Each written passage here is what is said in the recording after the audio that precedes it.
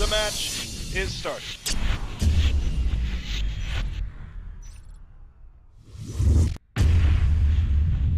Alright, and here we go. Glorious 29th versus Renegade. We got the 29th starting over in launch control.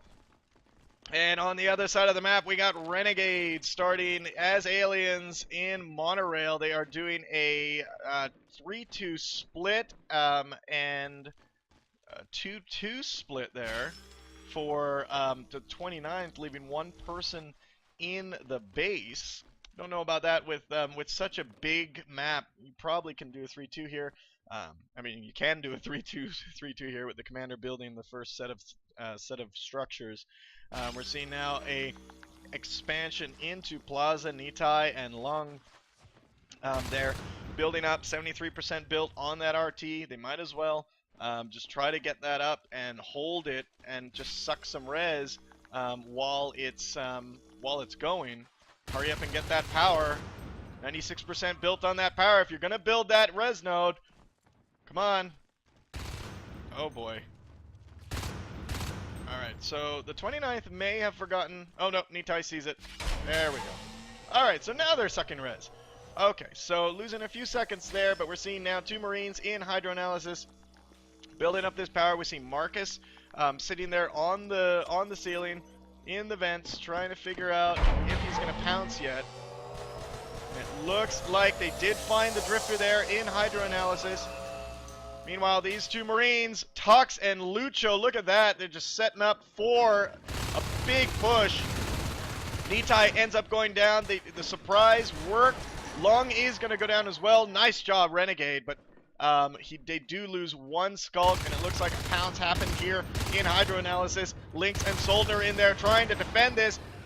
Soldner gets eaten alive, and Lynx now is the only one left. He takes down Marcus. And Lynx ends up going down, and wow, a Shade Hive has started as the first hive.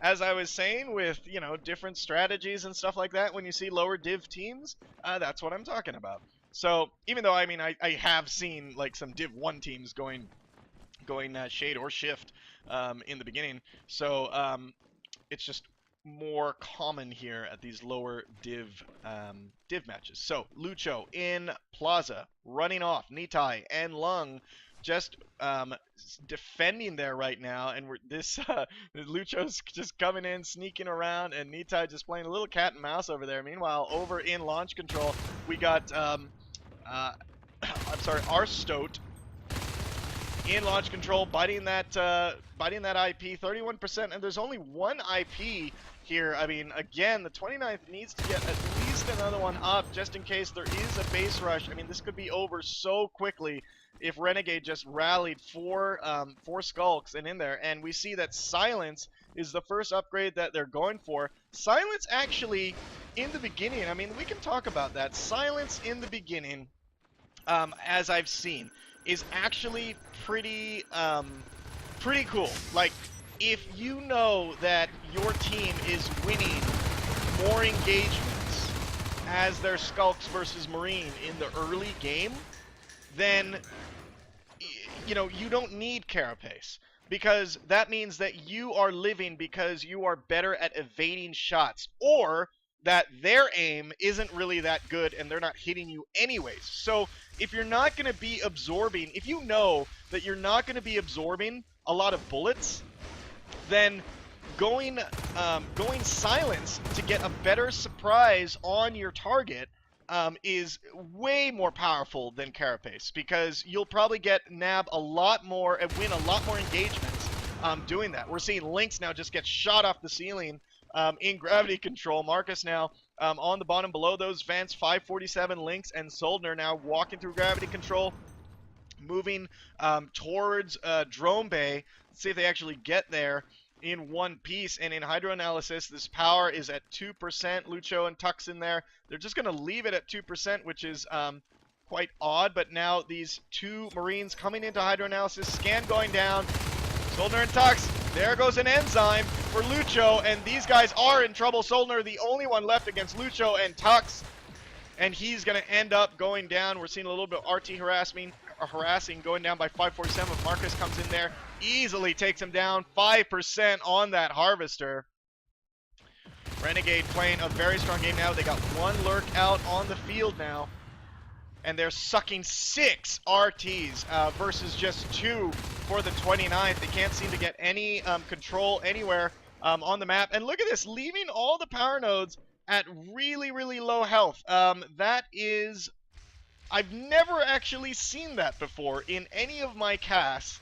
I've never seen leaving the power node at 2%. I'm actually trying to think why you would do that. The only thing I could think of is why you would do that is to have them come in, build up their RT or whatever machines that they're, or structures that they want in there, and then quickly bite the power node so everything goes down, or maybe force repair time for the Marines, since repair time does take a little bit out. They did end up taking out that power node in gravity control. Oh, another reason I think is because you have 10 seconds until the emergency lighting turns on. So maybe if they're being pushed and there's Marines all in there, they can quickly bite the power node and make it completely black in there. That's quite interesting if that's why they did that, because those are some scenarios I can think of in my mind of why you would actually just, you know, bite the power node down to 1 or 2%.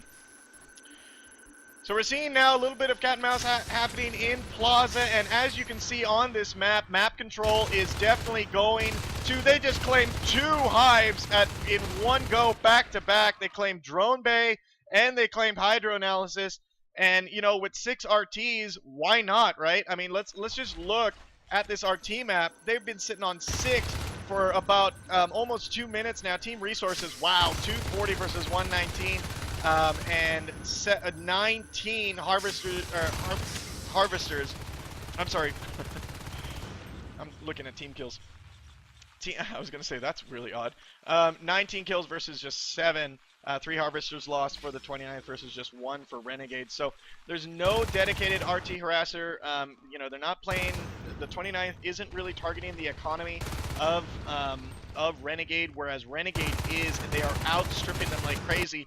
This is an economic game, okay? So if really, like, you know, in the beginning of the game, if you are holding on to your res nodes, if you're expanding, then you may be losing engagements later. But as long as you're holding on to your res nodes and killing theirs, then it gives you a chance later in the game to have the money to out-tech your opponent. And that's where sometimes the balance shifts. So you could be losing a lot of engagements with your, you know, with your LMG Marines. But if you hold on and you hold on to your res nodes and you're doing good res harass to your alien opponent, once you get out shotguns, that could definitely tip the game in your favor. So now we're seeing Fee coming into launch control. They still, 29th still only has 1 IP. They're sitting on one extractor. Lynx does take out Fee.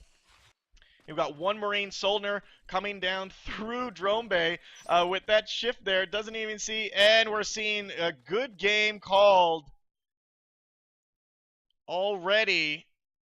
And it is over. If good game is called, then it is over. We do see 2 fades on the field. I have to tell them that